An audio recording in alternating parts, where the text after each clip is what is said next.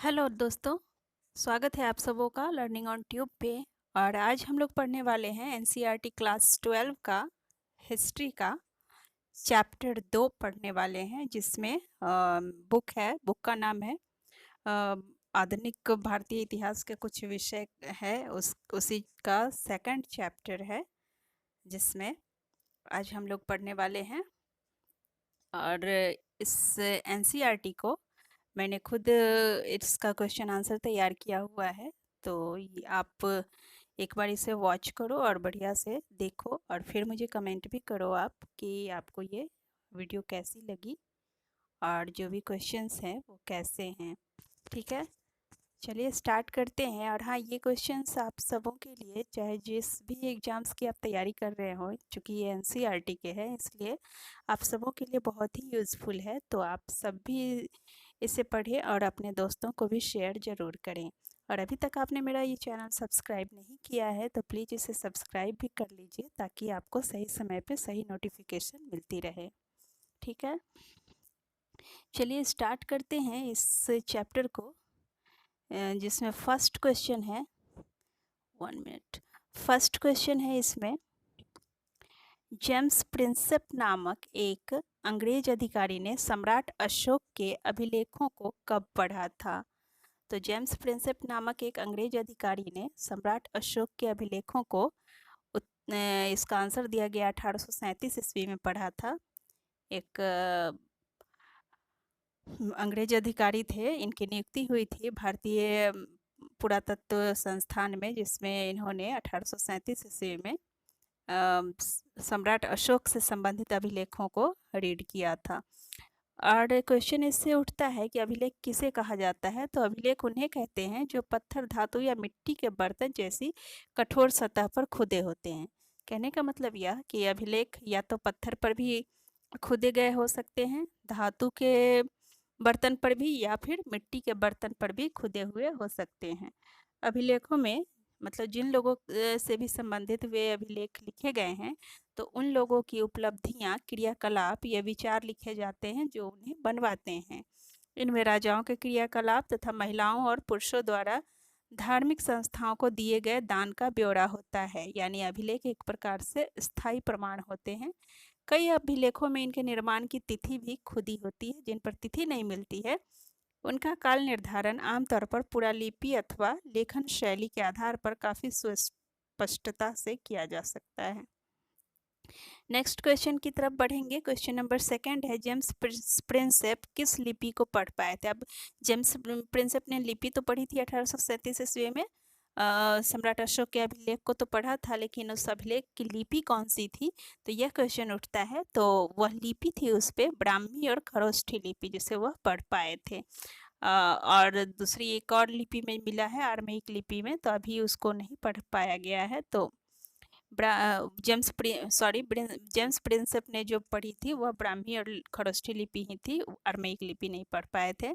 शब्द पियदस्सी, पियदस्सी उस अभिलेख में वर्णित है, ये शब्द पियदस्सी। तो पियदस्सी का क्या अर्थ है?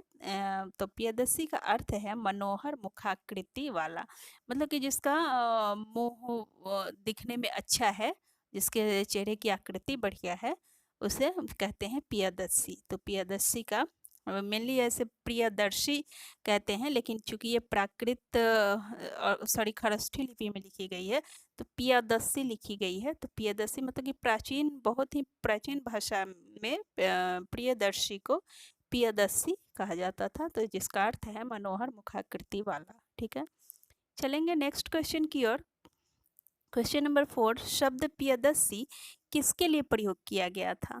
शब्द पियदस्सी जो है यह किसके लिए प्रयोग किया गया है? तो यह शब्द जो है सम्राट अशोक के लिए किया गया है।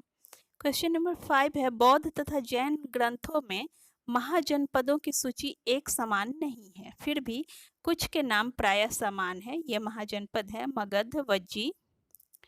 जो जो महा जनपद में समानता है जिन नामों में, तो वो है मगध, ठीक है, वज्जी, कौशल, कुरु, पंचाल, गंधार और अवंती। तो कुल मिलाकर के ये 7 महाजनपद जो हैं, इनका उल्लेख बौद्धों के ग्रंथ में भी है और जैनों के भी ग्रंथ में भी है। तो बौद्धों का जो ग्रंथ है, बौद्ध ग्रंथ अंगुत्तर निकाय, तो उसमें मिलता है 16 महाजनपद का वर्णन। और ये इनका है जैन ग्रंथ में भी मिलता है। तो इन दोनों में से कुछ महाजनपदों के नाम समान है, जबकि कुछ के नाम दोनों में विरोधाभास उत्पन्न करते हैं। ठीक है, अब आएंगे आप क्वेश्चन नंबर 6 पे चलेंगे। क्वेश्चन नंबर 6 है, गण संघ से क्या तात्पर्य होता है? गण संघ से क्या तात्पर्य होता है? तो इसका अर्थ होता है जिसमें शासक वर्ग में कई लोगों का समूह मिलकर कार्य करता है, उसे गण संघ कहा जाता है। ठीक है, और धर्मशास्त्र नामक ग्रंथों के विषय क्या थे? अब धर्मशास्त्र भी लिखे गए थे उस समय कुछ ब्राह्मणों द्वारा, तो उन धर्मशास्त्रों के विषय क्या थे, मतलब कि किन विषयों पर यह धर्मशास्त्र लिखे गए थे? तो वो विषय थे शासक सहित अन्य के लिए नियमों का निर्धारण। अब समाज में रहन सहन के लिए किस तरह के नियम होने चाहिए किसी खास वर्ग से संबंधित, तो उसके लिए धर्मशास्त्रों में नियम बनाए गए थे। तो इन्होंने शासक के साथ साथ अन्य लोगों के लिए भी नियमों का निर्धारण किया था। क्वेश्चन नंबर 8वां है, मगध महाजनपद किस समय अस्तित्व में था? तो मगध महाजनपद है 6ठी से 4थी शताब्दी ईस्वी पूर्व का इसका समय है। उस समय मगध महाजनपद अस्तित्व में था। ठीक है, अब आगे बढ़ते हैं। मगध महाजनपद यानी कि आधुनिक बिहार के अत्यधिक शक्तिशाली होने के क्या कारण थे? मगध महाजनपद जैसा कि आप जानते हैं इसका जो क्षेत्र था या आधुनिक बिहार जैसे कि पटना, भागलपुर, गया इत्यादि के कुछ क्षेत्रों को मिलाकर के था। तो ये मगध महाजनपद जो है, तो इसके उस समय बहुत ही शक्तिशाली था। तो इसके शक्तिशाली होने के क्या कारण थे? तो इसका कारण था उपजाऊ भूमि। ठीक है, एक तो उपजाऊ भूमि, और दूसरी हो गई आपको लोहे की प्रचुरता, जो कि झारखंड में खान वगैरह स्थित थी, जिससे कि हथियार और उपकरण बनाना संभव हो सका। और तीसरा कारण था कि प्रचुर वन्य जीव संपदा, जिनसे कि सेना के लिए हाथियों की उपलब्धता सुनिश्चित हो पाती थी। अब वन्य जीव बहुत ही ज़्यादा थे, तो पकड़ के लाया जा सकता था आसानी से हाथियों को, और उनको सेना में शामिल करके सेना के लिए हाथियों की उपलब्धता की जाती थी। और चौथा कारण था गंगा एवं उसकी सहायक नदियों से सस्ता और सुलभ यातायात। ठीक है, पांचवा था कुशल, शक्तिशाली और महत्वाकांक्षी शासक। मगध को उस समय शासक भी बहुत ही कुशल, शक्तिशाली और महत्वाकांक्षी मिले, जो कि हमेशा अपने राज्य विस्तार की ओर तत्पर रहते थे। ठीक है, तो इनमें से सभी कारण थे मगध महाजनपद के शक्तिशाली होने के पीछे। नेक्स्ट है, वर्तमान राजगृह का प्राकृतिक नाम क्या था? तो वर्तमान राजगृह का प्राकृतिक नाम था राजगाह। मतलब कि राजगृह जो कहते हैं वो एक्चुअली नाम था शुरू में इसका राजगाह, यानी कि राजाओं का घर, जो कि अपभ्रंश होते होते राजगृह यानी कि गृह का अर्थ भी होता है घर, और राज तो हो गया राजाओं से संबंधित। तो राजगाह था पहले, यानी कि राजाओं का घर, जो कि बाद में राजगृह नाम हो गया। आगे है, पाटलिपुत्र को मगध की राजधानी कब बनाया गया? पाटलिपुत्र को मगध की राजधानी बनाया गया था 4थी शताब्दी ईस्वी पूर्व में। ठीक है, 4थी शताब्दी ईस्वी पूर्व इसका आंसर हो जाएगा। चलेंगे नेक्स्ट क्वेश्चन की ओर। क्वेश्चन नंबर 12, शब्द ओलिगार्की समूह शासन से शब्द ओलिगार्की है, इसका अर्थ होता है समूह शासन। तो इसका क्या अर्थ होता है? तो आंसर है जहां सत्ता पुरुषों के एक समूह के हाथ में होती है। ओलिगार्की का मतलब है पुरुषों के एक समूह के हाथ में होती है सत्ता, जैसे कि रोमन गणराज्य। ठीक है, आगे बढ़ेंगे। अशोक के अधिकांश अभिलेख किस भाषा में लिखे गए हैं? तो अशोक के अधिकांश अभिलेख लिखे गए हैं प्राकृत भाषा में। तो आंसर हो जाएगा अशोक के अधिकांश अभिलेख है प्राकृत भाषा, क्योंकि प्राकृत भाषा उस समय जन सामान्य की भाषा थी, और अशोक ने यही कोशिश की कि वह अपनी बातों को, अपने धम्म के प्रचार को जन सामान्य तक, जन जन तक पहुंचाए, ताकि उसके राज्य में सभी लोग बौद्ध धर्म से संबंधित, अहिंसा से संबंधित पाठों को बढ़िया से समझ ले और इसका आचरण करें, पालन करें। तो इसलिए उन्होंने, अशोक ने अधिकांश अभिलेख प्राकृत भाषा में लिखवाए थे। आगे बढ़ेंगे क्वेश्चन नंबर 14 की ओर। अशोक के पश्चिमोत्तर में मिले अभिलेख किस भाषा एवं लिपि में लिखे गए हैं? तो पश्चिमोत्तर जैसे कि कंधार वगैरह हो गया, अफगानिस्तान पाकिस्तान की तरफ का जो एरिया है, तो वह हो गया पश्चिमोत्तर। तो अशोक के पश्चिमोत्तर में जो अभिलेख मिले हैं वो अब किस भाषा और लिपि में लिखे गए हैं, यह पूछ रहा है। तो आंसर हो जाएगा यूनानी भाषा और आर्मेयिक लिपि में लिखे गए हैं। क्वेश्चन नंबर 15 है, प्राकृत के अधिकांश अभिलेख किस लिपि में लिखे गए हैं? तो प्राकृत के अधिकांश अभिलेख लिखे गए हैं ब्राह्मी लिपि में। अभी अभी हमने पढ़ा कि अशोक के अधिकांश अभिलेख किस भाषा में लिखे गए हैं, तो प्राकृत भाषा में। और उन प्राकृत भाषाओं वाले अभिलेख की लिपि कौन सी थी? तो यहाँ पे क्वेश्चन नंबर 15 उसी से संबंधित है, तो वह लिपि थी ब्राह्मी लिपि। ठीक है, ब्राह्मी लिपि। क्वेश्चन नंबर 16 है, पश्चिमोत्तर के कुछ अभिलेख किस लिपि में लिखे गए हैं? पश्चिमोत्तर के कुछ अभिलेख खरोष्ठी लिपि में लिखे गए हैं। ठीक है, तो इस तरह से क्वेश्चन नंबर 16 हो गया। आगे बढ़ेंगे 17, अफगानिस्तान से मिले अभिलेखों में किस भाषा और लिपि का प्रयोग किया गया? अभी जैसा कि हमने पढ़ा पश्चिमोत्तर, तो पश्चिमोत्तर से तात्पर्य यही अफगानिस्तान है। तो अफगानिस्तान से मिले अभिलेखों में यूनानी भाषा और आर्मेयिक लिपि का प्रयोग किया गया है। ठीक है, आगे बढ़ेंगे। क्वेश्चन नंबर 18 है, मौर्य साम्राज्य के इतिहास की रचना के लिए किन स्रोतों का प्रयोग किया गया है? तो आंसर हो जाएगा पुरातात्विक प्रमाण जैसे कि मूर्तिकला, साहित्यिक प्रमाण जैसे कि मेगास्थनीज की इंडिका, चाणक्य का अर्थशास्त्र, प्रवृत्ति, बौद्ध, जैन एवं पौराणिक ग्रंथों तथा संस्कृत वांग्मय। और इसमें से पूछ रहा है कि कौन सा कथन सही है? तो सही कथन है आपको सी, यानी कि 1, 2, 3 ये सभी पुरातात्विक प्रमाण भी है मौर्य साम्राज्य के इतिहास की रचना के लिए जिम्मेदार स्रोत, और साहित्यिक स्रोत भी है। और इसके अलावा पुरातात्विक और साहित्यिक दोनों तरह के ही स्रोत मिलते हैं। तो पुरातात्विक स्रोतों में हो गया मूर्तिकला वगैरह, मृदभांड वगैरह हो गए, और साहित्यिक प्रमाण में होते हैं मेगास्थनीज की इंडिका, चाणक्य का अर्थशास्त्र, प्रवृत्ति, बौद्ध, जैन और पौराणिक ग्रंथों और संस्कृत वांग्मय इत्यादि। ठीक है, आगे बढ़ेंगे। क्वेश्चन नंबर है 19 का है, शब्द ओलिगार्की रोमन साम्राज्य के लिए प्रयुक्त होता है भारत के संदर्भ में, यह किससे संबंधित है? जैसा कि हमने पिछले क्वेश्चन में पढ़ा है, शब्द ओलिगार्की का अर्थ होता है समूह शासन, जिसमें कि पुरुषों के कई समूह मिलकर के शासन करते हैं। तो यहाँ पे ओलिगार्की का प्रयोग रोमन साम्राज्य के लिए प्रयुक्त किया जाता है। लेकिन अगर इस वर्ड को भारत के संदर्भ में लागू करें तो यह किससे संबंधित होगा, यह क्वेश्चन बन सकता है। तो आंसर होगा वज्जी, जो कि समूह शासन ही था, गणतांत्रिक शासन प्रणाली थी वहाँ पे वज्जी में। मल्ल में भी, तो वज्जी, मल्ल इत्यादि जो गणसंघ थे वहाँ पे व्यक्तियों का समूह शासन करता था, इसलिए ओलिगार्की का भारत के संदर्भ में वज्जी, मल्ल इत्यादि गणसंघों से संबंधित किया जा सकता है। ठीक है, और दोस्तों मैंने ऑप्शन नहीं बनाए हैं, ऑलमोस्ट क्वेश्चन में डायरेक्ट आंसर है। तो अगर आपको ऑप्शन भी चाहिए तो ऑप्शन वाला बनाऊंगी, लेकिन मुझे लगता है कि ऐसे में होता क्या है कि हम टू द फैक्ट पढ़ पाते हैं और टू द फैक्ट क्वेश्चन के आंसर्स को समझ पाते हैं। तो इस तरह से करना मेरे ख्याल से ज़्यादा बेटर लगा। आपको क्या लगता है इस पे ज़रूर कमेंट कीजिएगा, तो मैं आपके हिसाब से बनाऊंगी। क्वेश्चन नंबर 20 है, मौर्य काल के इतिहास निर्माण हेतु उपलब्ध समस्त स्रोतों में सर्वाधिक महत्वपूर्ण और मूल्यवान स्रोत क्या है? तो मौर्य काल के इतिहास निर्माण हेतु समस्त स्रोतों में सर्वाधिक महत्वपूर्ण और मूल्यवान स्रोत है पत्थरों एवं स्तंभों पर मिले अशोक के अभिलेख।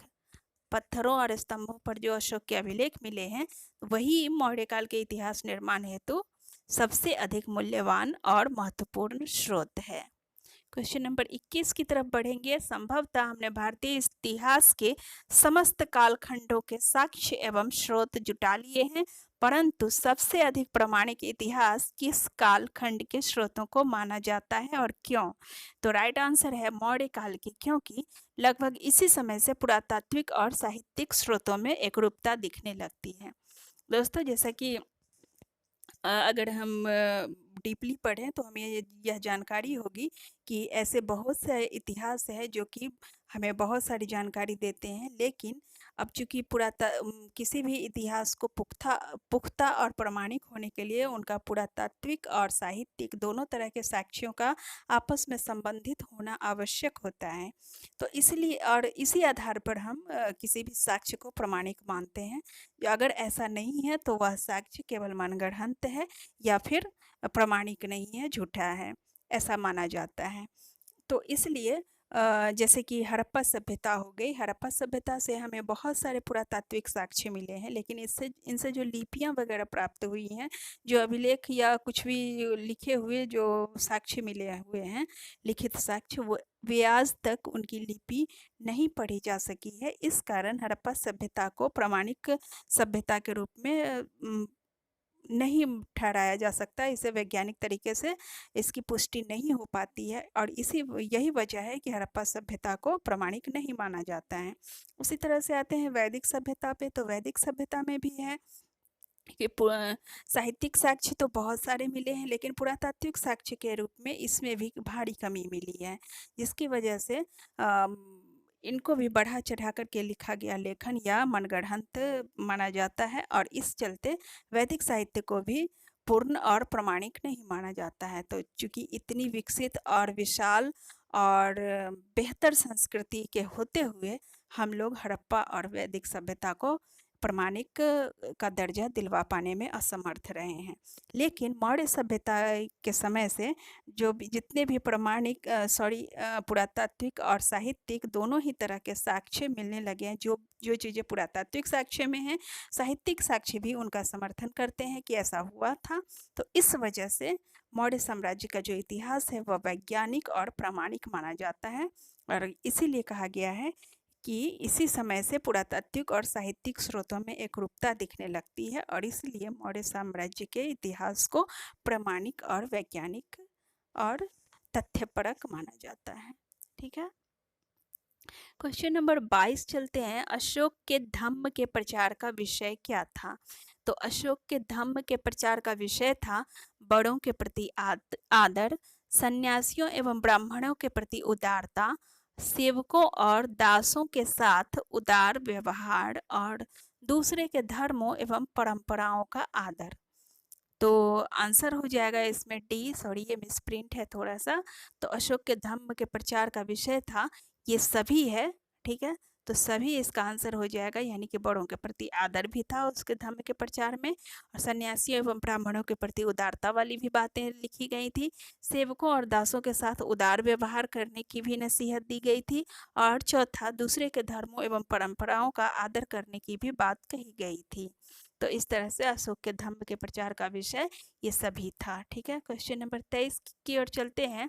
मौर्य राजधानी के कितने राजनीतिक केंद्र थे? तो मौर्य राजधानी के 5 राजनीतिक केंद्र थे। क्वेश्चन नंबर 24 पे चलेंगे। राजधानी पाटलिपुत्र के अतिरिक्त मौर्य साम्राज्य के अन्य 4 प्रांतीय केंद्र भी थे। इनमें से प्रांतीय केंद्र कौन कौन से थे? एक तो राजधानी हो गई पाटलिपुत्र और जो बाकी की 4 थी, जैसे कि हमने पिछले क्वेश्चन नंबर 23 में पढ़ा, मौर्य राजधानी के कितने राजनीतिक केंद्र थे? 5 थे। तो एक तो मगध हो गया और उसके अलावा थे बाकी के 4 तक्षशिला और उज्जैनी, तोसली और सुवर्णगिरी। ठीक है, जैसे सुवर्णगिरी हो गया दक्षिणा पथ, तक्षशिला उत्तरा पथ, इस तरह से किया जाता था इसको, नाम अलग अलग नाम दिए गए थे। आगे बढ़ते हैं। क्वेश्चन नंबर 25 है, निम्नलिखित कथन पर विचार कीजिए। लंबी दूरी वाले महत्वपूर्ण व्यापार मार्ग पर तक्षशिला और उज्जैनी जैसे प्रांतीय केंद्र स्थित थे। और कथन 2 कह रहा है, दक्षिण में सोने के पहाड़ अर्थात सुवर्णगिरी स्थित था। और यह सुवर्णगिरी कहाँ स्थित था? कर्नाटक में स्थित था। तो इसमें पूछ रहा है इन उपयुक्त कथनों में से कौन से सही हैं? तो इसका सही आंसर हो जाएगा, इसका राइट आंसर हो जाएगा, राइट आंसर होगा इसका question number option number C, यानी कि 1 और 2 दोनों। तो 1 और 2 दोनों, तो 1 में पढ़ते हैं लंबी दूरी वाले महत्वपूर्ण व्यापार मार्ग पर तक्षशिला और उज्जैनी जैसे प्रांतीय केंद्र थे। दक्षिण में सोने के पहाड़ अर्थात सुवर्णगिरी स्थित था। तो ये दोनों ही कथन सही है। ठीक है, आगे बढ़ेंगे। क्वेश्चन नंबर 26 है, मेगास्थनीज ने सैनिक गतिविधियों के संचालन के लिए एक समिति और कितनी उप समितियों का उल्लेख किया है? तो राइट आंसर है एक समिति हो गई और बाकी उप समितियां जो थी वह कुल मिलाकर के 6 उप समितियां थी। ठीक है, तो इस तरह से मेगास्थनीज ने सैनिक गतिविधियों के संचालन के लिए एक समिति और 6 उप समितियों का उल्लेख किया हुआ है। क्वेश्चन नंबर 27 पे चलेंगे। जैसा कि जो 6 उप समितियां हमने अभी पढ़ी हैं, तो उन सब का मिलान किया जाएगा यहाँ पे, सम्मिलित करने वाला क्वेश्चन है। तो इसमें जैसे कि सैन्य उप समितियां हैं एक तरफ और दूसरी तरफ अखाड़े हैं। तो पहली उप समिति का अखाड़े इससे मिलाना है, फिर दूसरी का इधर से मतलब किससे मिलेगा। तो इसका राइट आंसर चलिए पहले देख लेते हैं। तो राइट आंसर है बी। तो एक का है बी, यानी कि सॉरी यहाँ पे बी। पहली का है नौसेना का संचालन। पहली उप समिति जो थी वह नौसेना का संचालन करती थी, और दूसरी जो थी वह यातायात और खान पान का संचालन करती थी, और तीसरी जो थी, तीसरी उप समिति वह क्या करती थी, अश्वारोहियों का संचालन करती थी। चौथी उप समिति करती थी, सॉरी, ये तीसरी उप समिति करती थी पैदल सैनिकों का संचालन, और चौथी उप समिति अश्वारोहियों का संचालन करती थी। पांचवी उप समिति जो थी वह रथारोहियों का संचालन करती थी, रथ पे जो सवार लोग होते थे उनका संचालन करती थी। और छठी उप समिति जो होती थी वह पैदल सैनिकों का संचालन करती थी। तो इस तरह से 6 उप समितियां थी जिनके अलग अलग कार्य थे। धम्म प्रचार के पीछे अशोक का क्या उद्देश्य था? क्वेश्चन नंबर 28 है, धम्म प्रचार के पीछे अशोक का क्या उद्देश्य था? तो आंसर हम लोग पहले देख लेते हैं। इसमें 3 स्टेटमेंट दिए गए हैं। वह अपने साम्राज्य को अखंड बनाना चाहता था। दूसरा है, धम्म के माध्यम से लोगों का जीवन इस संसार में और इसके बाद के संसार में अच्छा रहेगा, ऐसा अशोक का मानना था। और तीसरा, वह सर्वत्र अपनी प्रशंसा चाहता था। तो कौन सा आंसर इसमें होगा? तो इसके लिए राइट आंसर है हमारा ऑप्शन डी, यानी कि 1 और 2 दोनों, 1 और 2 दोनों है। यानी कि वह अपने साम्राज्य को अखंड बनाना चाहता था, और दूसरा उसकी इच्छा थी, उसका उद्देश्य था कि धम्म के माध्यम से लोगों का जीवन इस संसार में और उसके बाद के संसार में अच्छा रहेगा। तो ये 2 उद्देश्य थे अशोक के धम्म प्रचार के पीछे। वो सर्वत्र अपनी प्रशंसा चाहता था, ऐसी बात नहीं थी। तो ये ऑप्शन नहीं होगा, और ये और ये 1 और 2 हो जाएगा। ठीक है, आगे बढ़ते हैं। क्वेश्चन नंबर 29, धम्म के प्रचार के लिए नियुक्त अधिकारियों को क्या कहा जाता था? धम्म प्रचार के लिए नियुक्त अधिकारियों को महामात्य कहा जाता था। ऑप्शन नंबर सी, महामात्य कहा जाता था। ठीक है, क्वेश्चन नंबर 30 पे चलते हैं। सम्राट अशोक के अभिलेखों को कब पढ़ा गया था? तो इसका राइट आंसर है औपनिवेशिक भारत में, यानी कि जब ब्रिटिश भारत का समय था, जब ब्रिटिश शासकों का शासन था भारत पे, उसी समय सम्राट अशोक के अभिलेखों को पढ़ा गया, जैसा कि 1837 में जेम्स प्रिंसेप ने पढ़ा था। तो इसलिए औपनिवेशिक भारत इसका आंसर हो जाएगा। क्वेश्चन नंबर 31, इतिहासकारों एवं राष्ट्रवादी नेताओं ने अशोक को प्रेरणा का स्रोत माना। किस लिए प्रेरणा का स्रोत माना? तो इसके स्टेटमेंट देखते हैं। क्योंकि अन्य राजाओं की अपेक्षा अशोक उन्हें एक बहुत शक्तिशाली और परिश्रमी शासक लगे। और दूसरा, वह उन राजाओं की अपेक्षा अत्यंत विनीत थे। अशोक जो थे अन्य राजाओं की अपेक्षा अत्यंत विनीत लगे उनको। और तीसरा, अभिलेखों पर लिखे संदेश अन्य शासकों के अभिलेखों के समान थे। तो इन आधारों पर राष्ट्रवादी नेताओं ने अशोक को अपनी प्रेरणा का स्रोत माना था। तो राइट आंसर हो जाएगा 1 और 2 है, यानी कि इतिहासकारों एवं राष्ट्रवादी नेताओं को अशोक अन्य राजाओं की अपेक्षा एक बहुत शक्तिशाली और परिश्रमी शासक लगे, और दूसरे, वह उन राजाओं की अपेक्षा अत्यंत विनीत थे। तो ये 2 कारण थे जिसकी वजह से इतिहासकारों एवं राष्ट्रवादी नेताओं ने अशोक को प्रेरणा का स्रोत माना था। और अशोक पर लिखे संदेश अन्य शासकों के अभिलेख के समान थे, यह नहीं होगा क्योंकि ऐसा नहीं था और अन्य शासकों के अभिलेखों से इसमें अंतर था। ठीक है, आगे बढ़ते हैं। अब क्वेश्चन नंबर है हमारा 32। मौर्योत्तर भारत में यानी कि मौर्योत्तर काल में दक्कन और तमिलकम यानी कि तमिलनाडु, आंध्र प्रदेश और केरल, इन सब सारे हिस्सों को मिलाकर के तमिलकम कहा जाता था, या फिर तमिलहम भी लिखा रहता है कहीं कहीं।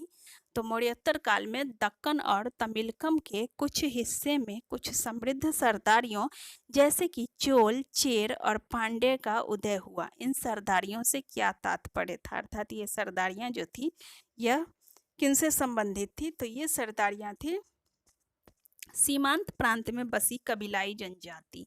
ठीक है, राइट आंसर होगा ऑप्शन डी, सीमांत प्रांत में बसी कबीलाई जनजाति। यही इन सरदारियों का इनसे ही तात्पर्य था। क्वेश्चन नंबर 33 की तरफ चलते हैं। ऐसा प्रतीत होता है कि मौर्य शासकों के सीमांत प्रांत में बसे ये कबीलाई सरदार अपने शासन में कुछ हद तक स्वतंत्र रहे। मौर्य शासकों ने इन्हें कैसे नियंत्रित किया था? तो मौर्य शासकों ने उनको नियंत्रित करने के लिए एक बड़ा ही अनूठा तरीका अपनाया था कि उन्हें उनके अपने कुछ कार्य क्षेत्रों में उन्हें स्वतंत्रता दे दी थी, जैसे कि कर वसूली का अधिकार दे दिया था। कर का कुछ भाग आवश्यकता पड़ने पर उन्हें राजा को कर का कुछ भाग वो अपने पास रखते थे और बाकी राजा के पास जमा करते थे, और इसके अलावा आवश्यकता पड़ने पर उन्हें राजाओं को सैनिकों से मदद देनी पड़ती थी, और ये सैनिक उन सीमांत प्रांत के कबीलाई सरदार अपने कबीले में से व्यक्तियों की बहाली करके पूरा करते थे, और उन्हें उनके आपसी मामलों को स्वयं सुलझाने की भी राजाओं ने छूट दे रखी थी, जिसकी वजह से वे कबीलाई सरदारों को कंट्रोल कर पाए। तो राइट आंसर हो जाएगा ऑप्शन सी, यानी कि दोनों स्टेटमेंट हमारे सही है। क्वेश्चन नंबर 34 है सातवाहन शासकों का शासन क्षेत्र कौन सा था? सातवाहन से शासकों का शासन क्षेत्र मध्य और पश्चिम भारत के क्षेत्र थे। ठीक है, तो राइट आंसर हो जाएगा मध्य और पश्चिम भारत के क्षेत्र। आगे बढ़ेंगे। क्वेश्चन नंबर 35, शक शासक का मूल स्थान क्या था? मतलब कि शक शासक कहाँ से आए थे यह पूछ रहा है। तो राइट आंसर होगा मध्य एशिया। शक शासक मध्य एशिया से आए हुए थे। क्वेश्चन नंबर 36 है शक शासक किन क्षेत्रों पर शासन कर रहे थे? तो राइट आंसर है पश्चिमोत्तर और पश्चिम भारत में। शक शासक पश्चिमोत्तर और पश्चिम भारत में शासन कर रहे थे। क्वेश्चन नंबर 37 है कुषाण शासक अपने नाम के आगे कौन सी उपाधि लगाते थे? तो कुषाण शासक अपने नाम के आगे स्वर्गपुत्र देवपुत्र नाम की एक उपाधि लगाते थे। वो क्यों लगाते थे ऐसी उपाधि? वे अपने आप को अन्य लोगों से बेस्ट और सर्वश्रेष्ठ दिखाना चाहते थे, और इसी वजह से उन्होंने अपने नाम के पहले देवपुत्र उपाधि का प्रयोग किया था। क्वेश्चन नंबर 38 है कुषाण शासक अपने नामों के साथ देवपुत्र की उपाधि क्यों लगाते थे? तो इसमें स्टेटमेंट दिए गए हैं वे स्वयं को प्रजा के सामने देवतुल्य प्रस्तुत करना चाहते थे। उनकी उत्पत्ति देवताओं से हुई थी। वे संभवतः उन चीनी शासकों से प्रेरित थे जो स्वयं को स्वर्गपुत्र कहते थे। उपरोक्त में से सही कथन चुने। तो राइट आंसर है ऑप्शन बी 1 और 3। तो कुषाण शासक अपने नामों के साथ देवपुत्र की उपाधि क्यों लगाते थे? तो वे स्वयं को प्रजा के सामने देवतुल्य प्रस्तुत करना चाहते थे, और वे संभवतः उन चीनी शासकों से प्रेरित थे जो स्वयं को स्वर्गपुत्र कहते थे और उनकी उत्पत्ति देवताओं से हुई थी। यह कथन गलत है। ठीक है, सही है 1 और 3। ठीक है, आगे बढ़ेंगे। क्वेश्चन नंबर है 39, राजाओं ने दिव्य स्थितियों का दावा क्यों किया? राजाओं ने दिव्य स्थितियों का दावा क्यों किया? तो इसका कारण था अन्य लोगों से उच्च स्थिति प्राप्त करने हेतु। अब चूंकि वे शासक थे तो शासकों के हिसाब से उनका कुछ अलग स्टेटस होना चाहिए ना, इस वजह से उन्होंने अपनी दिव्य स्थिति का दावा किया कि हम दिव्य हैं आपसे, और हम देवताओं की उत्पत्ति हैं, देवताओं की संतान हैं, और इसलिए हम आपसे श्रेष्ठ हैं। तो उन्होंने अन्य लोगों से उच्च स्थिति प्राप्त करने हेतु दिव्य स्थितियों का दावा किया था। क्वेश्चन नंबर 40 है, गुप्त काल के प्रशस्ति पत्रों को इतिहास निर्माण के स्रोत के रूप में प्रयोग करने में क्या कठिनाई है? तो राइट आंसर होगा, यह कवियों द्वारा अपने राजा या स्वामी की प्रशंसा में लिखी गई है, जिनमें तथ्यात्मक प्रमाणों की अपेक्षा काव्यात्मक विवरण की अधिकता है, और इसीलिए इन प्रशस्ति पत्रों को इतिहास निर्माण हेतु एक स्रोत के रूप में प्रयोग नहीं किया जा सकता, क्योंकि राजाओं की प्रशंसा करने के क्रम में इन कवियों ने बहुत सारी बातें बढ़ा चढ़ा करके भी लिखी हुई हैं, जिनको सही नहीं माना जा सकता। ठीक है। क्वेश्चन नंबर 41 है, कुषाण शासकों की विशालकाय मूर्तियां कहाँ लगाई गई हैं? कुषाण शासकों की विशालकाय मूर्तियां उत्तर प्रदेश में मथुरा के पास माट एवं अफगानिस्तान के देवस्थान पर लगाई गई हैं। ठीक है, राइट आंसर हो गया उत्तर प्रदेश में मथुरा के माट और अफगानिस्तान के देवस्थान, यहाँ पे कुषाण शासकों की विशालकाय मूर्तियां लगाई गई हैं।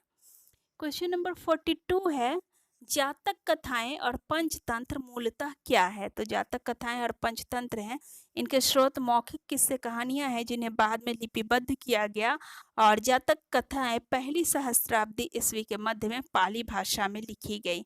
तो राइट आंसर है इसका सी, यानी कि दोनों। तो जातक कथाएं और पंचतंत्र मूलतः हैं वे मौखिक किस्से कहानियां जिनको एक स्रोत के रूप में बाद में लिपिबद्ध किया गया था, और जातक कथाएं पहली सहस्त्राब्दी ईस्वी के मध्य में पाली भाषा में लिखी गई थी। ठीक है, आगे बढ़ते हैं। क्वेश्चन नंबर 43 है, निम्नलिखित कथनों पर विचार करें। गंगा और कावेरी के उर्वर कछाड़ी क्षेत्रों में लोहे के फाल वाली हलों का प्रयोग 6ठी शताब्दी ईस्वी पूर्व से ही शुरू हो गया था। और दूसरा, पंजाब और राजस्थान जैसे अर्धशुष्क क्षेत्रों में लोहे के हल का प्रयोग 20वीं सदी में शुरू हुआ। और तीसरा कह रहा है, पूर्वोत्तर और मध्य पर्वतीय क्षेत्र के किसानों ने खेती के लिए कुदाल का प्रयोग किया। तो राइट आंसर है इसका ऑप्शन डी, यानी कि ये सभी। ठीक है, तो सभी कथन सही है। तो इसको फिर से रिपीट करेंगे, गंगा और कावेरी के उर्वर कछाड़ी क्षेत्रों में लोहे के फाल वाली हलों का प्रयोग 6ठी शताब्दी ईस्वी पूर्व से ही शुरू हो गया था। ठीक है, और इसी वजह से गंगा के और कावेरी के उर्वर कछाड़ी क्षेत्रों में उपजाऊ विशाल मैदान उपजाऊ खेती के मैदान बने थे। और पंजाब और राजस्थान जैसे अर्धशुष्क क्षेत्रों में लोहे के हल का प्रयोग 20वीं सदी से जाकर के शुरू हुआ। और पूर्वोत्तर और मध्य पर्वतीय क्षेत्रों के किसानों ने खेती के लिए कुदाल का प्रयोग किया था। क्वेश्चन नंबर है 44, खेती की उपज बढ़ाने के लिए किन तरीकों का प्रयोग किया गया? अब ज़्यादा से ज़्यादा कर लादे जाते थे राजाओं के द्वारा किसानों पर, तब अब किसानों के पास क्या साधन था कि अपनी जीवन यापन वो लोग कर सकते? तो इसके लिए अब चूंकि उनके सारे अनाज राजाओं के कर चुकाने में ही खत्म हो जाते थे, उनके पास खाने को कुछ नहीं बचता था, इसलिए उन्होंने खेती की उपज बढ़ाने के लिए प्रयत्न किया। और इसकी उपज बढ़ाने के लिए कई तरीकों का प्रयोग किया गया, जैसे कि लोहे के हाल वाले फलों का प्रयोग करके भूमि की जुताई की गई, गंगा की घाटी में धान की रोपाई की गई, कुओं, तालाबों और नहरों का प्रयोग किया गया।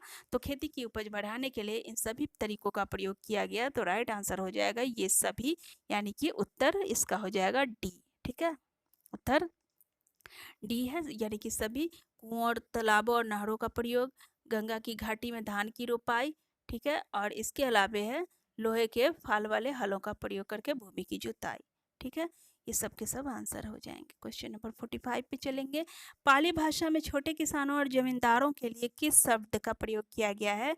तो गहपति नाम का एक वर्ड आता है पाली भाषा में, और पाली भाषा में गहपति शब्द का अर्थ होता है किसानों और जमींदार, किसान और जमींदार, और उनके लिए इस शब्द का प्रयोग किया गया है। क्वेश्चन नंबर 46 है, निम्न दक्षिण भारतीय सामाजिक वर्गों को सम्मिलित करें। तो इसका है, बड़े जमींदारों को वेल्लालर कहा जाता था, हलवाहे को उलवर कहा जाता था, और दास को अनिमई कहा जाता था। ठीक है, दक्षिण भारतीय सामाजिक वर्गों में बड़े जमींदारों को वेल्लालर, हलवाहों को उलवर और दासों को अनिमई। ठीक है, क्वेश्चन नंबर 46 है, मनुस्मृति की रचना कब हुई थी? तो मनुस्मृति की रचना 2री शताब्दी ईस्वी पूर्व से 2री शताब्दी ईस्वी के बीच हुई थी। 2री शताब्दी ईस्वी पूर्व से दूसरी शताब्दी ईस्वी के बीच मनुस्मृति की रचना हुई थी। क्वेश्चन नंबर 47 है, मनुस्मृति में तत्कालीन सीमा संबंधी विवादों का क्या हल बताया गया है? तत्कालीन सीमा संबंधी विवाद उस समय भी हुआ करते थे, जिनका उल्लेख मनुस्मृति में किया गया है और इसका हल बताते हुए लिखा गया है कि सीमाओं की पहचान के लिए राख, भूसी, पत्थर, कोयला, रेत, गाय के गोबर इत्यादि जमीन में गाड़ कर गुप्त निशान बनाए जाते थे और ये सब करके मनुस्मृति में के अनुसार सीमा संबंधी विवादों को सुलझाया जाता था। ठीक है, क्वेश्चन नंबर 47 हो गया। क्वेश्चन नंबर 48, अशोक के अभिलेखों में प्रयुक्त शब्द पतिवेदक एक वर्ड है पतिवेदक, तो इसका अर्थ पूछ रहा है कि क्या होगा, तो पतिवेदक का अर्थ होता है संवाददाता। तो जो महामत्य वगैरह नियुक्त किए गए थे उनके द्वारा कई सारे जो अभिलेख वगैरह लगाए गए थे राज्य भर में, तो उन अभिलेखों से या फिर कोई फरियादी होता था तो उन फरियादों से संबंधित कोई भी सूचना सम्राट तक पहुंचाने के लिए पतिवेदकों की नियुक्ति की गई थी। ठीक है, क्वेश्चन नंबर 49 है, हर्षचरित किस काल का ग्रंथ है? हर्षचरित लगभग 7वीं शताब्दी ईस्वी का ग्रंथ है। 655 ईस्वी में हर्ष की मृत्यु हो जाती है और इसी मतलब कि इससे पहले का ही ये हर्षचरित है, तो यह हो जाएगा लगभग 7वीं शताब्दी ईस्वी। ठीक है, क्वेश्चन नंबर 50 चलते हैं, भूमिदान के प्रमाण किस समय से मिलने लगते हैं? भूमिदान के प्रमाण ईस्वी की आरंभिक शताब्दियों से ही मिलने लगते हैं। क्वेश्चन नंबर 51, निम्नलिखित कथनों के संबंध में विचार करें। तो पहला है, भूमिदानों के उल्लेख पत्थर अथवा ताम्रपत्रों पर खुदे मिले हैं। दूसरा है, यह साधारणतः धार्मिक संस्थानों एवं ब्राह्मणों को दिए गए थे। और तीसरा कि आरंभिक अभिलेख संस्कृत में किंतु 7वीं शताब्दी से तमिल और तेलुगु में भी मिले हैं। तो राइट आंसर है ऑप्शन सी, यानी कि ये सभी सही हैं। यानी कि भूमिदानों के उल्लेख पत्थर अथवा ताम्रपत्रों पर भी खुदे मिले हैं, या धार्मिक संस्थाओं और ब्राह्मणों को दिए जाते थे। और आरंभिक अभिलेख तो संस्कृत में मिले हैं, लेकिन उसके बाद जो है 7वीं शताब्दी के बाद से तमिल और तेलुगु में भी अभिलेखों की रचना होने लगी थी। तो इस तरह से ये तीनों कथन सही हैं। क्वेश्चन नंबर 51 हो गया। 52, संस्कृत धर्मशास्त्र बताते हैं कि महिलाओं को भूमि पर स्वतंत्र अधिकार नहीं था, किंतु वह एकमात्र अपवाद महिला कौन सी थी जो भूमि की स्वामिनी थी और जिसने भूमिदान भी किया था? तो बड़े पैमाने पर भूमिदान किया था प्रभावती गुप्त ने, जो कि वाकटक नरेश से ब्याही गई थी। तो यह है प्रभावती गुप्त से संबंधित एक अभिलेख है जिसके बारे में प्रभावती गुप्त का उल्लेख किया गया है।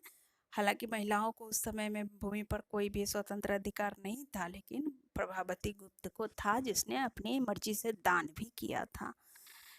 क्वेश्चन नंबर 53, शासक वंश द्वारा भूमिदान क्यों किए गए थे? अब किस लिए किए गए थे? तो सबसे पहला कारण तो यह था कि अब शासकों ने देखा कि किसान हमारे करों को देने में असमर्थ हो रहे हैं, नहीं दे पा रहे हैं, तो उन्होंने कृषि के लिए नए क्षेत्र बढ़ाने के लिए प्रयास शुरू कर दिए थे और इसलिए भूमि का दान किया गया था बड़े पैमाने पर। और इन दान किए गए क्षेत्रों में कृषि कार्य को बढ़ावा देने के लिए बहुत से रियायतें और सुविधाएं दी गई थी किसानों को, ताकि वे इन क्षेत्रों में कृषि कार्य कर सकें। तो नए क्षेत्रों में कृषि को प्रोत्साहित करने के लिए एक रणनीति थी शासक वंश द्वारा भूमिदान, और दूसरा था कि अपनी शक्ति का आडंबर प्रस्तुत कर समर्थक जुटाने तथा अपनी दुर्बल होती स्थिति को छिपाने की कोशिश के तहत। तो ये दोनों ही ऑप्शन सही हैं, तो आंसर हो जाएगा सी, यानी कि दोनों। ठीक है, आगे बढ़ेंगे। क्वेश्चन नंबर 54, श्रेणियों के संबंध में विचार करें। तो श्रेणियां क्या थी, इसके संबंध में विचार करना है। यह उत्पादकों एवं व्यापारियों के संघ थे, बिल्कुल ठीक। श्रेणियां पहले कच्चा माल खरीदती थी, फिर उनसे सामान तैयार कर बाजार में बेच देती थी, यह भी सही है। और तीसरा, नगरवासी संभ्रांत जनों के लिए शिल्पकारों के संग लौह उपकरण भी बनाते थे। तो ये तीनों ही कथन सत्य हैं, तो राइट आंसर हो जाएगा हमारा सी, यानी कि तीनों सही हैं। ठीक है, क्वेश्चन नंबर 55, निम्नलिखित कथनों पर विचार कीजिए। ह्वेनसांग के आने तक पाटलिपुत्र खंडहर बन चुका था। ठीक है, पाटलिपुत्र खंडहर बन चुका था, सही है। और पुहार समुद्र तट पर बसा एक नगर था, बिल्कुल ये तटवर्ती नगर था। और 6ठी शताब्दी ईस्वी पूर्व में मथुरा व्यावसायिक तथा सांस्कृतिक गतिविधियों का केंद्र था, यह भी सही है। तो इस तरह से हमारा राइट आंसर हो जाएगा ऑप्शन डी, यानी कि 1 2 3 ये सब के सब सही हैं और ये सभी सही हैं, ठीक है। अब आगे बढ़ेंगे, क्वेश्चन नंबर है हमारा 56, यस 56। 4ठी शताब्दी ईस्वी पूर्व तक पाटलिपुत्र मौर्य साम्राज्य की राजधानी के साथ साथ एशिया के सबसे बड़े नगरों में से एक बन गया था। और दूसरा कह रहा है पशुपालक, संग्राहक, शिकारी, मछुआरे, शिल्पकारों तथा घुमक्कड़ आदि पर अधिकारियों एवं सामंतों का नियंत्रण होता था। और तीसरा कह रहा है पुलिस तथा सैन्य अधिकारियों को अग्रहर गांवों में प्रवेश की अनुमति थी। नहीं, अग्रहर गांवों में पुलिस और सैनिक अधिकारियों को प्रवेश करने की बिल्कुल भी अनुमति नहीं थी और उन गांवों से टैक्स लेने की भी ऑर्डर नहीं थे। तो इस तरह से राइट आंसर हमारा हो जाएगा केवल ए ही हो जाएगा, यानी कि एक का पहला ही हो जाएगा। 4ठी शताब्दी ईस्वी पूर्व तक पाटलिपुत्र मौर्य साम्राज्य की राजधानी के साथ साथ एशिया के सबसे बड़े नगरों में से एक बन गया था, केवल एक, ठीक है। पशुपालक, संग्राहक, शिकारी, मछुआरे, शिल्पकारों तथा घुमक्कड़ आदि पर अधिकारियों और सामंतों का नियंत्रण नहीं होता था, ठीक है। तो यहाँ पे जो लिखा गया होता था नियंत्रण, तो यह गलत है। और दूसरा जो कि हमने देखा है पुलिस और सैन्य अधिकारियों को अग्रहर गांवों में से प्रवेश की अनुमति थी, तो यह भी नहीं थी। तो इस तरह से ये दोनों ही गलत हैं और केवल नंबर 1 सही है, ठीक है, ये वाला सही है। आगे बढ़ेंगे, क्वेश्चन नंबर 57। प्रभावती गुप्त के विषय में विचार करें। प्रभावती गुप्त चंद्रगुप्त द्वितीय की पुत्री थी और उसका विवाह दक्कन पठार के वाकटक परिवार में हुआ था। तो दोनों ही कथन यहाँ पे सही हैं, तो राइट आंसर हो जाएगा ऑप्शन सी, यानी कि दोनों सही। प्रभावती गुप्त चंद्रगुप्त द्वितीय की पुत्री थी और उसका विवाह दक्कन पठार के वाकटक परिवार में हुआ था। क्वेश्चन नंबर 57 हो गया। 58 पे चलेंगे। दूसरी शताब्दी ईस्वी तक नगरों के कुछ शासनेतर धनाढ्य वर्गों ने भी भूमि के दान दिए। और दूसरा, नगरीय क्षेत्रों से उत्तरी काले पॉलिश वाले मृदभांड UBPW मिले हैं जिनका प्रयोग संभवतः अमीर लोग किया करते थे। तो राइट आंसर है इसमें दोनों ही हो जाएगा, दोनों सही है, क्योंकि एक तो ये भी सही है और दूसरा है दूसरी शताब्दी ईस्वी तक नगरों के कुछ शासनेतर, मतलब कि शासन कार्य से अलग हट करके, जैसे कि धोबी है, कुछ व्यापारी गण है, तो उन लोगों ने भी जो कि अब धनिक वर्ग बन चुके थे, धनाढ्य वर्ग बन चुके थे, तो इन लोगों ने भी भूमि के दान दिए थे दूसरी शताब्दी ईस्वी तक, ठीक है। तो इस तरह से ये दोनों ही कथन सही हो जाएगा। क्वेश्चन नंबर 59 है। 6ठी शताब्दी ईस्वी पूर्व तक मध्य एशिया और उससे आगे के क्षेत्र भूमार्गों से जुड़ गए थे। और दूसरा स्टेटमेंट है, जल मार्ग अरब सागर से होते हुए उत्तरी अफ्रीका, पश्चिम एशिया तथा बंगाल की खाड़ी से चीन और दक्षिण पूर्व एशिया तक फैला था। शासकों ने इन मार्गों पर नियंत्रण स्थापित किया तथा व्यापारियों की सुरक्षा के बदले उनसे धन वसूले। तो राइट आंसर यहाँ पे तीनों के तीनों ही सही हो जाएंगे। एक तो शासकों ने इन व्यापार मार्गों पर नियंत्रण स्थापित किया और व्यापारियों की सुरक्षा दी और उसके बदले उन्होंने उनसे धन की वसूली की। और दूसरा कथन है कि जलमार्ग अरब सागर होते हुए पश्चिम एशिया, उत्तरी अफ्रीका, पश्चिम एशिया और बंगाल की खाड़ी से चीन और दक्षिण पूर्व एशिया तक फैला था। तो यह भी सही है और पहला भी ये सही है। 6ठी शताब्दी ईस्वी पूर्व तक मध्य एशिया और उससे आगे के क्षेत्र भूमार्गों से जुड़ गए थे। Question number 60। अधिक धनी और सफल व्यापारियों को तमिल भाषा में मसत्थुवन कहते थे। प्राकृत भाषा में इन्हें क्या कहते थे? तमिल भाषा में जो भी धनी और सफल व्यापारी होते थे उनको तमिल भाषा में मसत्थुवन कहते थे और प्राकृत भाषा में इन्हें सथवा और शेट्टी कहते थे, ठीक है। आज भी शेट्टी टाइटल यूज़ किया जाता है, ये आमतौर पर व्यापारियों के टाइटल होते हैं, बड़े बड़े बिजनेसमैन के। अब है क्वेश्चन नंबर 61 है, पेरिप्लस ऑफ एरिथ्रियन सी लगभग प्रथम शताब्दी ईस्वी का है। यह एक रचना है। तो पेरिप्लस ऑफ एरिथ्रियन सी के अनुसार तमिलनाडु के कोडुमनाल में किस उद्योग के पुरातात्विक साक्ष्य मिले हैं? तो वो उद्योग था कम तथा अत्यधिक मूल्यवान पत्थरों से बनाए जाने वाले मूंगा उद्योग के। तो मूंगा उद्योग के साक्ष्य उस तमिलनाडु से मिले हैं, जिसका वर्णन पेरिप्लस ऑफ एरिथ्रियन सी में है। क्वेश्चन नंबर 62 पे चलेंगे। निम्नलिखित कथनों पर विचार कीजिए। कनिष्क के सिक्कों पर अग्रभाग में राजा तथा पृष्ठभाग में देवता का अंकन है। और दूसरा है, मौर्य काल के एक स्थानीय राज्यपाल पुष्यगुप्त ने सुदर्शन झील का निर्माण कराया था और क्रमशः शक शासक रुद्रदामन तथा 5वीं सदी के गुप्त वंश के एक शासक ने इस झील की मरम्मत कराई थी। ये दोनों ही सही है। और तीसरा है, राजाओं द्वारा अत्यधिक कर वसूली से त्रस्त होकर आमतौर पर किसान जंगलों में भाग जाया करते थे। तो ये तीनों ही कथन सही है। तो राइट आंसर हो जाएगा ऑप्शन सी, यानी कि 1, 2 और 3, मतलब कि तीनों सही हैं। क्वेश्चन नंबर 63, निम्नलिखित कथनों पर विचार कीजिए। काली मिर्च, मसाले, कपड़े और जड़ी बूटियों की रोमन साम्राज्य में भारी मांग थी। ठीक है, बिल्कुल सही, रोमन साम्राज्य में भारी मांग थी। आहत सिक्के 6ठी शताब्दी ईस्वी पूर्व में सबसे पहले चांदी और तांबे के ढाले गए और प्रयोग भी किए गए। और तीसरा है, शासकों की प्रतिमा और नाम वाले सिक्के सबसे पहले हिंदी यूनानी शासकों ने जारी किए। तो यहाँ पे हमारा राइट आंसर है, तीनों का तीनों ही सही है। देख लीजिए आप, ऑप्शन डी कह रहा है तीनों। तो यहाँ पे पहला तो काली मिर्च, मसाले, कपड़े और जड़ी बूटियों की रोमन साम्राज्य में भारी मांग थी, सही है। आहत सिक्के 6ठी शताब्दी ईस्वी पूर्व में सबसे पहले चांदी और तांबे के ढाले और प्रयोग किए गए, यह भी सही। शासकों की प्रतिमा और नाम वाले सिक्के सबसे पहले हिंदी यूनानी शासकों ने जारी किए, यह भी सही। तो तीनों ही कथन हमारे सही हैं। क्वेश्चन नंबर 64, सोने के सबसे शुद्ध सिक्के किन शासकों ने जारी किए? तो सोने के सबसे शुद्ध सिक्के गुप्त शासकों ने जारी किए थे। और सोने के सिक्के सबसे पहले किन शासकों ने जारी किए? तो सबसे पहले सोने के सिक्के जारी किए थे कुषाण शासकों ने। और सोने के सिक्के सबसे ज्यादा मात्रा में गुप्त शासकों ने, सबसे पहले कुषाण शासकों ने। ये सब याद रखना है, थोड़ी थोड़े वर्ड्स का कंफ्यूजन है, तो इसे ध्यान में रखना है। तो प्रथम शताब्दी ईस्वी पूर्व में कुषाण शासकों का कार्यकाल था, तो उस समय सबसे पहले सोने के सिक्के चलाए थे कुषाण शासकों ने। उसके बाद ही गुप्त वंश की स्थापना हुई थी, जो कि सबसे ज्यादा मात्रा में गुप्त वंश के राजाओं ने सोने के सिक्के चलाए थे। क्वेश्चन नंबर 66 है, कुषाणों द्वारा जारी किए गए सोने के सिक्के तत्कालीन किन देशों के शासकों द्वारा जारी किए गए सिक्कों से आकार और वजन में समान थे? तो राइट आंसर है, रोमन सम्राटों तथा ईरान के पार्थियन शासकों से। रोमन सम्राट और ईरान के पार्थियन शासकों से मिलते जुलते सिक्के थे कुषाणों के सिक्के। दक्षिण भारत के पुरास्थलों से किस देश के सिक्के बड़ी मात्रा में मिले हैं?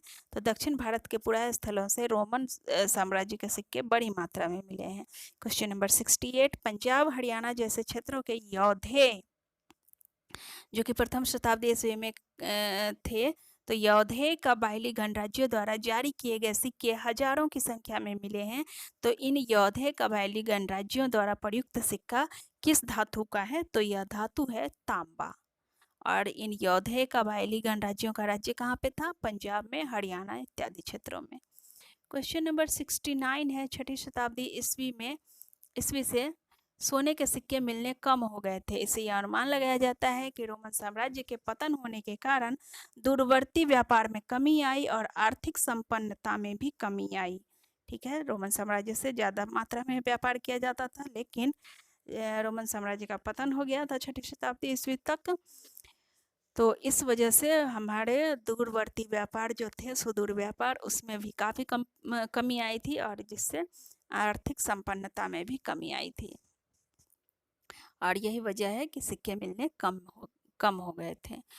क्वेश्चन नंबर 70 है, किस लिपि को आधुनिक भारतीय भाषा में प्रयुक्त सभी लिपियों का मूल माना जाता है? तो सभी लिपियों का मूल ब्राह्मी लिपि को माना जाता है। क्वेश्चन नंबर 71, अशोक के सभी अभिलेखों पर अशोक का नाम नहीं लिखा है, फिर भी पुरातत्वविदों ने इसकी पहचान कैसे की? राइट आंसर है, इन अभिलेखों में प्रयुक्त विषय, शैली, भाषा और पुरालिपि विज्ञान में समानता होने के आधार पर। तो इन आधार पर यह अनुमान लगाया गया है कि ये सभी लेख जो हैं सो अशोक के ही हैं। क्वेश्चन नंबर 72 की ओर चलेंगे। निम्नलिखित कथनों पर विचार करें। अभिलेखों में राजनीतिक और आर्थिक दृष्टि से महत्वपूर्ण मुद्दे ही मिलते हैं। इनमें साधारण वर्गों के दैनिक जीवन, सुख दुख एवं कम महत्व के विषयों का उल्लेख नहीं है। बिल्कुल सही। और हालांकि हाल के दशकों में इतिहासकारों में सामाजिक हाशिए पर खड़े समुदायों के जीवन के बारे में रुचि बढ़ी है। यह भी सही है। तो राइट आंसर हो जाएगा ऑप्शन सी, यानी कि दोनों ही सही है। अभिलेखों में राजनीतिक और आर्थिक दृष्टि से महत्वपूर्ण मुद्दे ही मिलते हैं। साधारण वर्गों का इनमें उल्लेख नहीं होता है। और जो वर्तमान में स्थिति क्या है कि जो सामाजिक हाशिए पर खड़े समुदाय है, यानी कि जो साधारण वर्ग के जो लोग हैं, उनके जीवन के बारे में जानने की रुचि वर्तमान के इतिहासकारों में बढ़ी है। आगे बढ़ेंगे। क्वेश्चन नंबर 73, निम्न कथनों पर अपने विचार व्यक्त करें। आहत सिक्के तांबे और चांदी में ढाले गए और ब्राह्मणों को दान की गई भूमि को अग्रहार कहते थे। और तीसरा, प्रयाग प्रशस्ति संस्कृत भाषा में लिखी गई। ठीक है, तो राइट आंसर है ऑप्शन डी, सभी सही है। यानी कि आहत सिक्के तांबे और चांदी में ढाले गए थे, ब्राह्मणों को दान की गई भूमि को अग्रहार कहते थे, और प्रयाग प्रशस्ति संस्कृत भाषा में लिखी गई थी। तीनों के तीनों ऑप्शन सही है हमारे। क्वेश्चन नंबर 74, निम्नलिखित में से सत्य कथन चुने। तमिल संगम साहित्य में ग्रामीण समाज में विभिन्नताओं का उल्लेख है जो कि भूमि के स्वामित्व, भ्रम और नई प्रौद्योगिकी के उपयोग पर आधारित था। और दूसरा है, चौथी शताब्दी ईस्वी में गुप्त साम्राज्य के उदय के साथ ही सामंतवाद का भी उदय हुआ। तो राइट आंसर है, दोनों ही सही हो जाएगा। तमिल संगम साहित्य में ग्रामीण समाज में विभिन्नताओं का उल्लेख है और ये विभिन्नता थी भूमि के स्वामित्व, भ्रम और नई प्रौद्योगिकी के आधार पर। और चौथी शताब्दी ईस्वी पूर्व में जैसे ही गुप्त साम्राज्य का उदय होता है और उसी समय से सामंतवाद का भी उदय होना शुरू हो जाता है। तो क्वेश्चन नंबर 75 की तरफ चलते हैं अब। सॉरी, 74 ही तक क्वेश्चन है और यहाँ पे थोड़ा सा काल रेखा है, एनसीईआरटी से ही लिया गया है। इसे एक बार देख लेते हैं। लगभग 600 से 500 ईस्वी पूर्व में धान की रोपाई प्रारंभ हो गई थी। गंगा घाटी में नगरीकरण की भी शुरुआत हो गई थी। महाजनपद बसने लगे थे। आहत सिक्कों की शुरुआत हो गई थी। और 500 से 400 ईस्वी पूर्व में मगध के शासकों की सत्ता पर पकड़ मजबूत होने लगी थी। 327 से 325 ईस्वी पूर्व में देखते हैं कि सिकंदर का आक्रमण हुआ था। और 321 ईस्वी पूर्व में चंद्रगुप्त मौर्य का राज्यारोहण हो जाता है। और इसके बाद 272 यानी कि 268 से 31 ईस्वी पूर्व में अशोक का शासन है। और 185 ईस्वी पूर्व में मौर्य साम्राज्य का अंत हो जाता है। फिर 185 ईस्वी से कुछ सालों तक की शून्यता रहती है। उसके बाद 200 से 100 ईस्वी पूर्व तक पश्चिमोत्तर में शक, दक्षिण भारत में चोल, चेर और पांड्य, दक्कन में सातवाहन इत्यादि राजवंशों का उदय होता है। और उसके बाद लगभग 100 से 200 ईस्वी पूर्व तक 100 से 200 ईस्वी पूर्व तक पश्चिमोत्तर के शक, मध्य एशिया के लोग होते थे ये शक, रोमन व्यापार, सोने के सिक्के इत्यादि की फिर बहुतायत होने लगती है। और लगभग 78 ईस्वी पूर्व में कनिष्क का राज्यारोहण होता है। ठीक है, तो यह था कालक्रम। और इसके बाद एक और है काल रेखा, प्रमुख राजनीतिक और आर्थिक विकास है ये। और इसी तरह से अभिलेख शास्त्र के रूप में एक और है काल रेखा, तो यह भी देख लेते हैं। 18वीं शताब्दी का है ये। तो जब 1784 में बंगाल में एशियाटिक सोसाइटी की जब स्थापना हुई थी, जब गठन हुआ था, तो वहीं से शुरुआत होती है भारत के अभिलेख शास्त्र के विषय में के संबंध में प्रगति की। तो 1810 का जो दशक है, उस समय कोलिन मैकेंजी ने संस्कृत और तमिल भाषा के 8000 अभिलेख एकत्र किए थे। फिर 1838 में जेम्स प्रिंसेप ने अशोक के ब्राह्मी अभिलेखों का अर्थ लगाया था। 1837 हमने पढ़ा है अभी इस वीडियो में, सबसे शुरुआती क्वेश्चन ही था। तो 1837-38 कहीं पे 38 लिखा रहता है, कहीं पे 1837 लिखा रहता है, तो आप कंफ्यूज मत होइएगा। तो 1837-38 आमतौर पे माना जाता है। तो जेम्स प्रिंसेप ने इस समय अशोक के ब्राह्मी अभिलेखों का अर्थ लगाया था। और 1877 में अलेक्जेंडर कनिंघम ने अशोक के अभिलेखों के एक अंश को प्रकाशित किया था। एक अंश जो कि पूरा पढ़ लिया गया था, उसको प्रकाशित कराया था 1877 में। और 1886 में दक्षिण भारत के अभिलेखों के शोध पत्र एपिग्राफिया कर्नाटिका का प्रथम अंक प्रकाशित किया गया था। और 1888 में एपिग्राफिया इंडिका का प्रथम अंक प्रकाशित किया गया था। फिर आते हैं 20वीं शताब्दी में। 1965-66 में डीसी सरकार ने Indian epigraphy and Indian epigraphical glossary प्रकाशित की थी। तो इस तरह से हमारा ये वीडियो होता है समाप्त। और अगर आपको ये वीडियो अच्छी लगी हो तो सब्सक्राइब कीजिए, कमेंट कीजिए और अपने दोस्तों के साथ शेयर कीजिए। और अब लास्टली अब इस वीडियो को लाइक करना ना भूलिए। तो चलिए इसको समाप्त करते हैं। और दोस्तों, अगर आपने अभी तक मेरा ये चैनल सब्सक्राइब नहीं किया है तो प्लीज़ सब्सक्राइब कीजिए। और थैंक्स अगेन इस वीडियो को वॉच करने के